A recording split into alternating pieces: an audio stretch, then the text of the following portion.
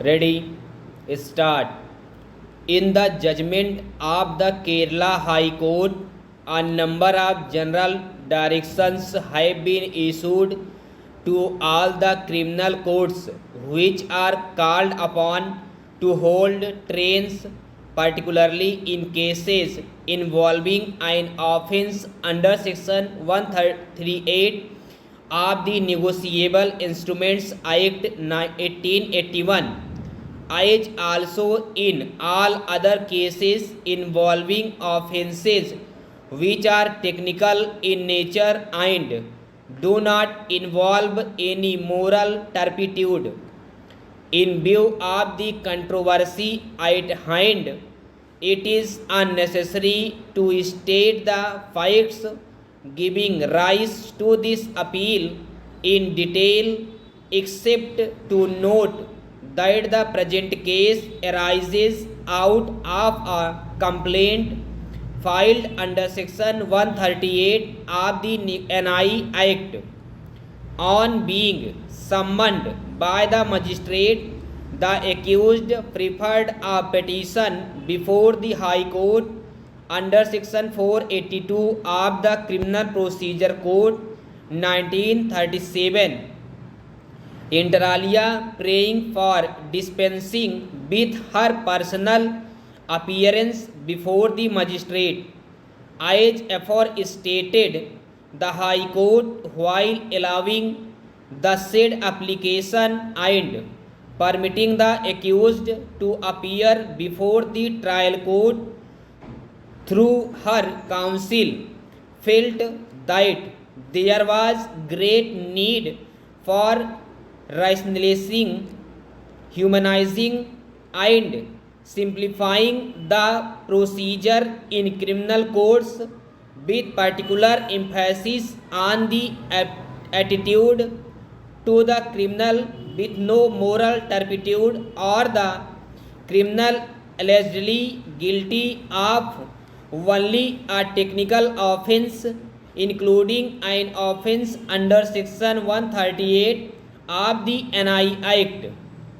Relying on the decision of this court in Bhaskar Industries Limited versus Bhivani Denim Limited and others, and of the Kerala High Court in Sajindran Nair versus General Manager, the learned judge has issued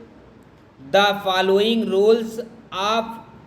guidance with a direction that these can and must certainly be followed by the court below in the stand case, as also by all criminal courts which are called upon to deal with trials under Section 138 of the NI Act. Hereinafter, in all 138 prosecutions, the very fact that the prosecution is 1. Under Section 138 of the Negotiable Instruments Act shall be reckoned as sufficient reason by all criminal courts to invoke the discretion under Section 205 CRPC, and only a summons under Section 205 CRPC shall be issued by the criminal courts at the first instance. In all pending 138 cases, also applications under Section 205 CRPC shall be allowed, and the accused shall be permitted to appear through their counsel. The plea, whether of guilty or of innocence, can be recorded through counsel duly appointed, and for that purpose personal presence of the accused shall not be insisted. Evidence can be recorded in a trial under Section 138 of the Negotiable Instruments Act in the presence of the counsel as enabled by section 273 CRPC when the accused is exempted from personal appearance and for that purpose the personal presence of the accused shall not be insisted. Examination under section 313 class B CRPC can be dispensed with under the proviso to section 313, and if the accused files a statement explaining his stand, the same can be received by the court notwithstanding the absence of a provision similar to section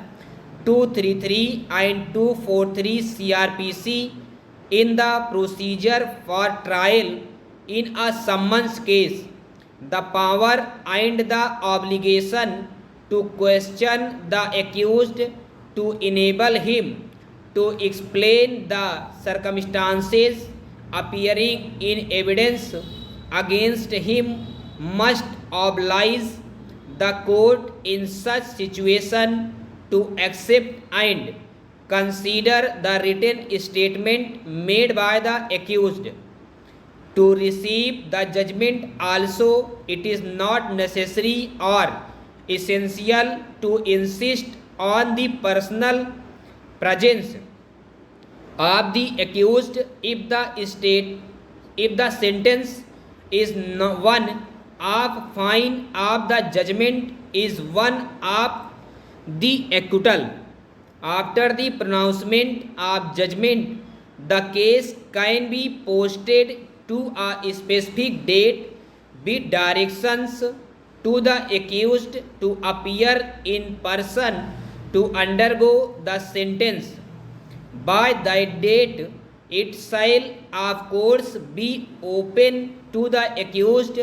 to get the order of suspension of the superior court produced before court. Stop.